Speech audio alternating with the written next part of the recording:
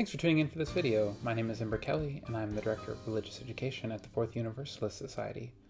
In this video, we are talking about our digital minimalism journey. I'm talking a bit about how it's going for me, and about how the habits are changing my other habits.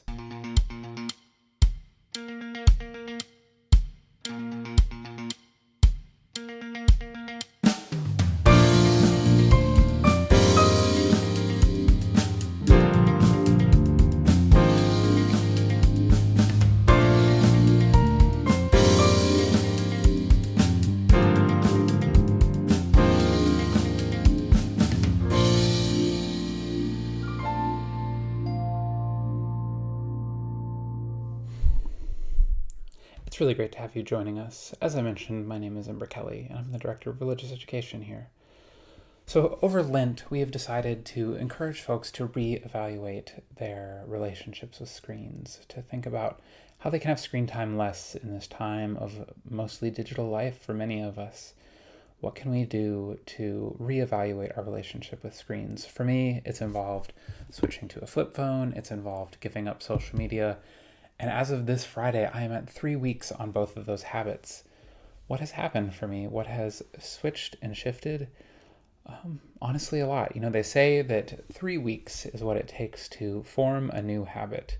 At least that's what I've heard suggested by multiple people. And from my journey this year, also going to a gluten-free diet, I feel like that's a pretty fair measurement. When you hit 3 weeks of doing the same thing, it's becoming a little bit more ingrained in your life. And I have definitely found that to be the case with this switch away from smartphones and regular social media use. I have found myself having completely adjusted to my flip phone. I have my alarms figured out. I know how to do the things that I need to do, such as text my friends. I've been calling people a bit more often, and have just been enjoying the smartphone or the flip phone and the smartphone-free life. And I've even found myself using, originally when I proposed the program and proposed my own rules for what social media giving up meant for me, I planned that every Friday I'd still make one post and just let everybody know how I was doing. But I found I didn't want to. I wanted to take a clean break.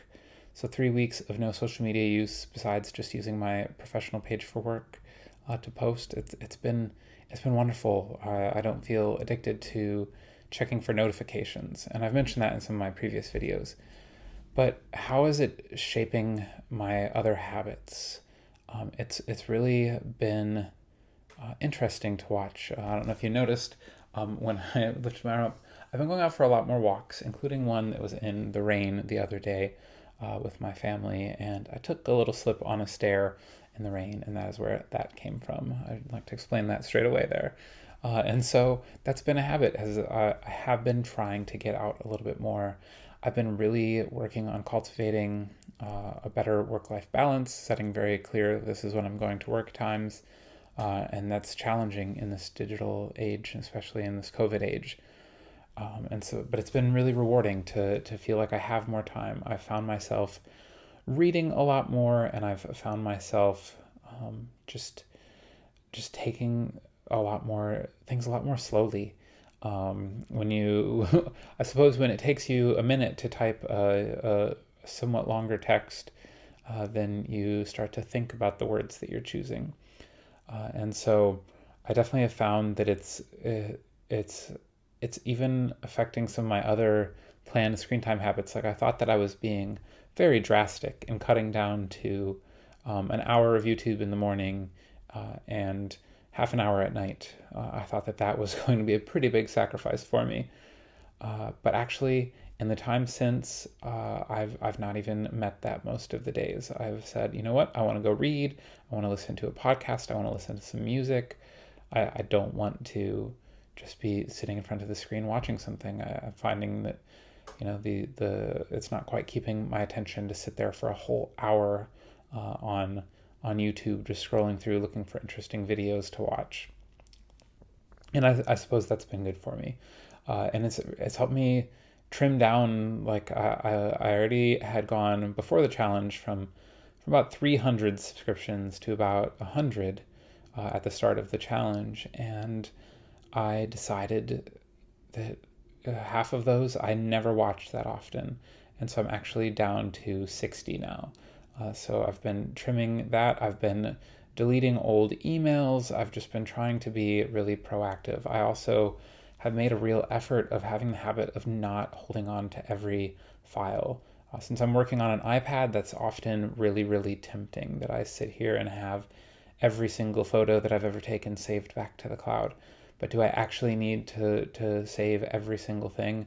I find that I don't, especially in my context. And I know folks like to have copies of many things, but what is the value in that? For my life, I couldn't find any. And so I've been going through at least monthly, since I've switched over to the iPad, and now with this challenge, I've been going through monthly cleanses of all of my digital files to like, I don't need this anymore. There's no point in having it.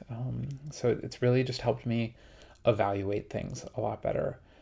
And so it's shifting my habits. I'm reading, I'm doing embroidery, I'm just spending a lot more time being quiet, and that's a beautiful thing. And originally this was going to just be one video, and I've found that there's been so much going on with this journey for my own life that I thought that it made sense to have this be a video series.